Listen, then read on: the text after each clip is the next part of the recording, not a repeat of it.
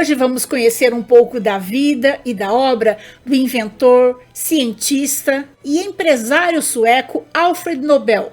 Ele ficou conhecido por ter sido o inventor da dinamite na segunda metade do século XIX. Se tornou um dos homens mais ricos do mundo por meio da produção de outros explosivos e armamentos, além de ter investido na produção de tecidos sintéticos e na exploração do petróleo. O mundo o via como um mensageiro da morte, mas ele conquistou a imortalidade, criando uma fundação mundialmente famosa. Pouco antes de morrer, Alfred deixou em testamento que sua fortuna deveria ser usada para a criação de uma fundação, o Prêmio Nobel. Alfred Bernard Nobel nasceu na cidade de Estocolmo, capital da Suécia, no dia 21 de outubro de 1833. Ele era filho de Immanuel Nobel, engenheiro civil e inventor, e Caroline Andretta Aschell, que provinha de uma família abastada sueca. O casal teve 8 filhos, mas dos seus 7 irmãos, apenas 3 sobreviveram à infância. Eles viviam em Estocolmo até que a empresa de Immanuel faliu. Andretta e os filhos foram para a Finlândia e Immanuel foi para São Petersburgo, na Rússia, para montar um novo negócio. Andretta, para sustentar a família, abriu uma mercearia, até que seu marido tivesse sucesso no novo negócio. Quando Immanuel teve sucesso na fábrica de armas e equipamentos para o exército russo, Andretta e os filhos mudaram-se para São Petersburgo. Em São Petersburgo, Alfred e seus irmãos foram educados por professores particulares. Alfred era extremamente tímido, mas adorava ler, e também demonstrava grande interesse pela química. Aos 16 anos, ele já era um químico competente. Ao perceber isso, seu pai enviou-o para os Estados Unidos, onde passou um ano trabalhando com Johan Eriksson, um engenheiro sueco.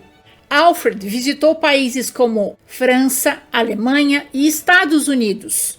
Aos 17 anos, além do sueco, já falava inglês, francês, alemão e russo. Em meados do século XIX, Paris era um grande centro de ciência, principalmente de química. Foi em Paris que Alfred conheceu o jovem químico italiano Ascanio Sobrero, que há 3 anos tinha inventado a nitroglicerina. O invento fascinou Nobel. Desde a época medieval, o explosivo usado era a pólvora, que fazia muita fumaça e não era muito eficiente. E Nobel estava determinado a mudar isso. Alfred voltou a São Petersburgo com capacidade para dirigir a exploração de petróleo, mas sua ambição era fazer experiências com explosivos, que mal se conhecia naquele tempo. Em 1853, a Rússia, pretendendo expandir seus territórios, entrou em guerra com a Crimeia. Essa foi a primeira guerra técnica da história. A maior parte dos equipamentos usados na guerra foram fabricados na indústria do pai de Nobel. Alfred e seus irmãos tiveram que trabalhar na fábrica do pai produzindo armas durante a guerra. E nesse período ele teve que esquecer suas experiências com a nitroglicerina. A guerra durou 3 anos e a Rússia foi derrotada. Da noite para o dia, Immanuel perdeu seu principal cliente, o governo russo. Suas dívidas se acumularam e ele novamente entrou em falência. Alfred, então, voltou para o seu antigo sonho. Mudou-se com seu irmão Emil para Estocolmo, onde iniciaram uma pequena fábrica para a produção em massa de nitroglicerina e detonadores. Tudo começou com um composto inofensivo, a glicerina, usada em pastas de dente e cremes para o rosto. Nobel estava tentando domar o líquido há semanas até que teve uma brilhante ideia. Ele encheu uma cápsula explosiva com pólvora e colocou gota a gota o ácido nítrico filtrado. A nitroglicerina finalmente se depositou no fundo, um líquido pesado, oleoso e inodoro. Alfred abriu sua fábrica em Estocolmo e patenteou seu invento com o seu nome. Ele é comercializado como poliexplosivo sueco. Quando a cidade de Estocolmo começou a se expandir e precisou fazer uma estrada de ferro subterrânea, Nobel teve sua grande chance. Os engenheiros pediram a ele que lhes fornecesse explosivos e detonadores e ficaram maravilhados com os resultados. Os negócios iam muito bem e Alfred recebia novos pedidos todos os dias. Na manhã de 3 de setembro de 1864, Nobel saiu para comprar mais material químico e, embora seu irmão Emil fosse um tanto inexperiente para manusear a nitroglicerina, Nobel permitiu que ele produzisse o explosivo sozinho e pagou caro por isso. Uma explosão destruiu todo o laboratório e seu irmão Emil e 5 funcionários morreram. A opinião pública ficou horrorizada. De imediato, a produção de explosivos em áreas habitadas foi proibida. Nobel foi proibido pelo governo de reconstruir sua fábrica e passou a ser chamado de cientista louco. Alfred jurou pelo seu irmão morto que ele ia encontrar uma maneira segura de manufaturar a nitroglicerina e insistiu em continuar. Mudou-se para Hamburgo, na Alemanha, onde montou o seu laboratório próximo a um lago, longe da zona urbana, mas ele precisava de investidores ricos. Apareceu em Estocolmo um advogado e comerciante americano chamado Coronel Schaffner, que, sabendo das dificuldades de Nobel, entregou-lhe um contrato oferecendo $10.000 pelos direitos da patente para o mercado americano. Nobel, irritado, rejeitou categoricamente e foi para o centro comercial de Hamburgo. Ele sabia que ali seria o lugar ideal para comercializar seus explosivos e logo encontrou investidores entusiasmados na comunidade industrial. A primeira fábrica internacional de nitroglicerina foi construída nos arredores da cidade. Muros altos separavam os galpões. Todo o estabelecimento era dividido em zonas de segurança, como um tabuleiro de xadrez. Os negócios prosperaram e Alfred Nobel pôde pagar pensão vitalícia para o inventor da nitroglicerina, o químico italiano Ascanio Sobrero. Mas em 1866, uma ação espetacular iniciou-se em Hamburgo. Nela, o coronel Schaffner alegava ter inventado a manufatura da nitroglicerina muito antes que Nobel e que ele tinha roubado a sua invenção. Depois de um julgamento que durou 10 dias seguidos, Alfred Nobel foi confirmado como o único inventor da nitroglicerina. Se sentiu vingado e voltou para sua fábrica, mas os incidentes com a nitroglicerina não pararam. Logo chegaram notícias de acidentes trágicos com a nitroglicerina em todo o mundo. A imprensa no século XIX culpou Nobel pelos vários acidentes fatais e ele saiu em uma viagem promocional tumultuada, passando por 30 cidades, fazendo palestras e demonstrações ao público que se a nitroglicerina fosse usada corretamente, ela era segura. Na primavera de 1866, Alfred chegou a Nova York sem saber que ia cair numa armadilha. Já na sua chegada, ouviu dizer que foi proposto um projeto de lei em Washington que ameaçava com pena de morte os fabricantes de explosivos em caso de explosões acidentais. O homem por trás dessa proposta era novamente o coronel Schaffner. Schaffner usou seus contatos políticos para que a proposta chegasse a Washington e agora oferecia a Nobel os mesmos contatos para que eles o rejeitassem. Sem saída, Alfred concordou em dividir com o coronel seu monopólio da nitroglicerina. Schaffner ficou com o uso da nitroglicerina para propósitos militares e, acreditando ter atingido seu objetivo, fez um enorme empréstimo para construir sua própria fábrica. Poucos meses depois, aconteceu algo que determinou a ruína de Schaffner e o fim da nitroglicerina. Em maio de 1866, aconteceu uma enorme explosão na fábrica de Nobel em Hamburgo e dezenas de funcionários morreram. Apesar dele ter tomado todas as precauções de segurança para construir sua fábrica, Nobel era incapaz de controlar o explosivo. Houve uma tempestade de protestos contra ele no mundo todo. O mundo passou a vê-lo como mercador da morte. Nobel começou a buscar com urgência um aditivo que estabilizasse seu óleo explosivo.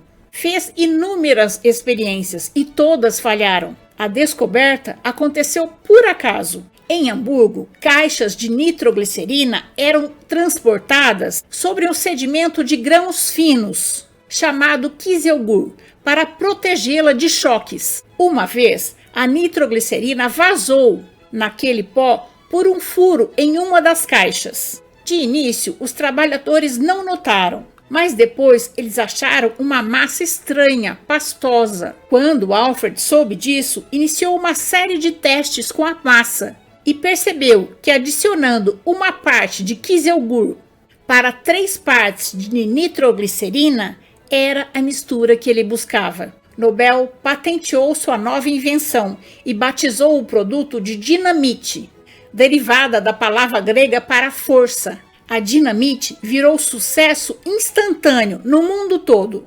Ela era segura, fácil de transportar e podia-se ter uma explosão controlada. Alfred Nobel se tornou um dos homens mais ricos do mundo. Em 1875, ele era dono de 94 fábricas em 20 países na Europa e nos Estados Unidos. E controlava tudo sem fax, sem e-mail, escrevendo de 20 a 40 cartas por dia e viajando de uma fábrica para outra. Seu lema era: eu vivo onde trabalho e trabalho em toda parte. Ele mesmo chamava a sua carruagem de prisão particular. O escritor Victor Hugo o chamava de o vagabundo mais rico do mundo. Mas ele se sentia exausto e solitário e em uma de suas viagens colocou um anúncio para uma secretária em um jornal de Viena, capital da Áustria. Ele escreveu o anúncio nas 5 línguas que era fluente e uma das respostas veio também nas 5 línguas. A candidata era a jovem Bertha von Suttner. Logo no primeiro encontro, ele se sentiu atraído por ela e encantado com sua inteligência. Nobel planejava casar-se com Bertha, mas ela não aceitou.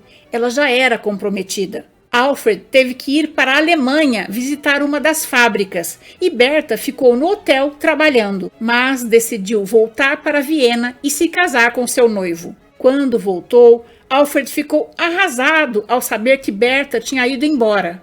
Permaneceu em Paris, mais solitário e amargurado do que nunca. No final do século XIX, a Europa foi abalada com uma sucessão de bombardeios. Em 1881, até o czar Alexandre II da Rússia foi assassinado. Na França, os assassinos eram chamados de dinamiteurs, termo que comprometia Nobel como o inventor da dinamite. Mas Nobel não se sentia responsável quando seus explosivos eram usados inadequadamente.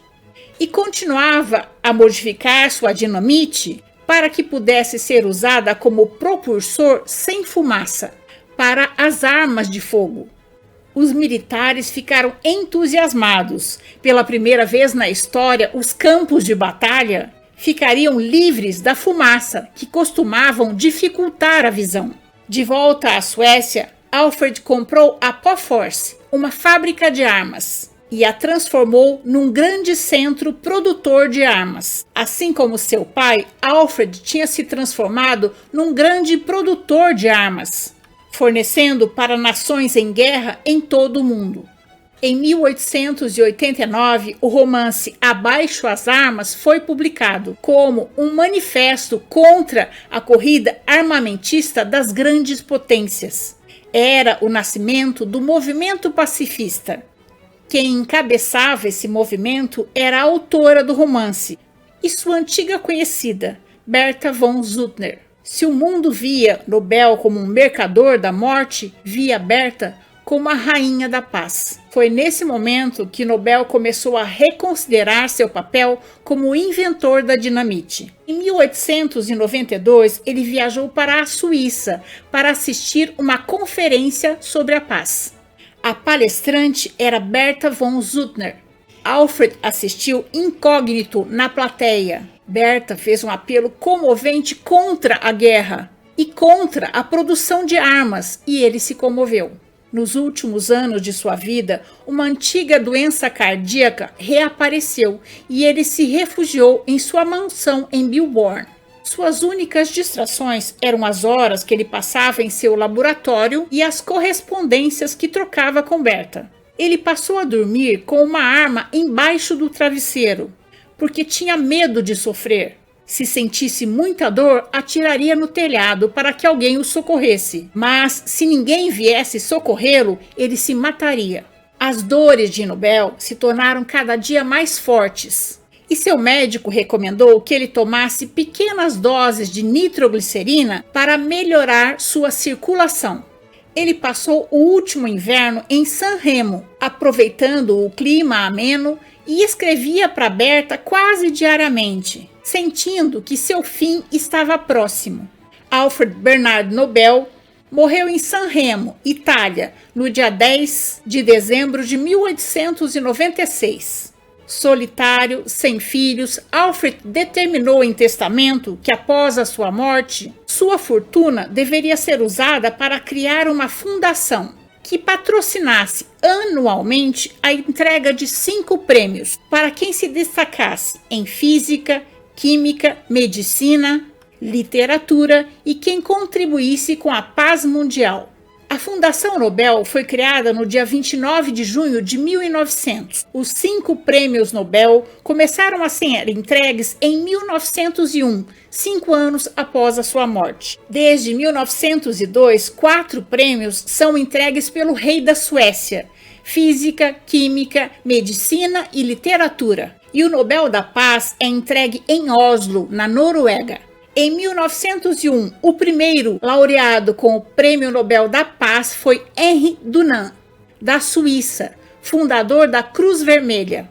Em 1905, a laureada com o Prêmio Nobel da Paz foi uma mulher muito especial, sua grande amiga Bertha von Suttner, da Áustria, que era escritora e presidente do Gabinete Internacional pela Paz Mundial. E essa é a nossa história de hoje. Eu espero ter contribuído para que seu dia seja bom. Se você gostou, deixe seu joinha, faça seu comentário, conheça as outras histórias do canal e compartilhe com seus amigos. Lembrando que o canal Loucos por Biografias traz novas histórias toda semana, em vídeo no YouTube e em áudio na sua plataforma preferida de podcast. Até mais!